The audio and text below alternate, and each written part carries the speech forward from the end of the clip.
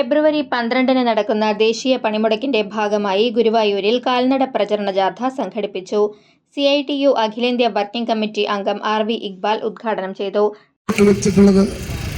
കേരളത്തിൽ പാവപ്പെട്ട തൊഴിലാളികൾക്ക് കഴിഞ്ഞ 10 വർഷക്കാലമായി കേന്ദ്ര ഗവൺമെന്റ് തൊഴിലാളികളെ ഇങ്ങനെ ഭീഷണിപ്പെടുത്തുമ്പോഴും തൊഴിലാളിക്കൊരു പ്രതീക്ഷയുണ്ട്. ഞങ്ങളെ സംരക്ഷിക്കാൻ പിണറായി വിജയൻ ഇടതുപക്ഷ ഗവൺമെന്റ് ഉണ്ടാവും എന്നൊരു പ്രതീക്ഷ.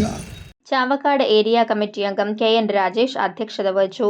ജാഥ ക്യാപ്റ്റൻ ഉണ്ണി വാറനാട്ടിന് RV ഇക്ബാൽ പതാക കൈമാറി. സമാപന സമ്മേളനം പടിഞ്ഞാറേനടയിൽ CPI ജില്ലാ കമ്മിറ്റി അംഗം PK രാജേശ്വരൻ ഉദ്ഘാടനം ചെയ്തു. KN രാജേഷ് അധ്യക്ഷത വഹിച്ചു. DREU railway division secretary Nixon Guruvayur, CITU Guruvayur coordination convener James Aloor, കർഷക സംഘം ചാവക്കാട് ഏരിയ കമ്മിറ്റി അംഗം ശ്യാം പെരുമ്പിലാവിൽ, കർഷക തൊഴിലാളി ഗുരുവായൂർ മേഖലാ president P Ramesh, CPI Guruvayur local committee അംഗം തിലകൻ ഗുരുവായൂർ എന്നിവർ സംസാരിച്ചു.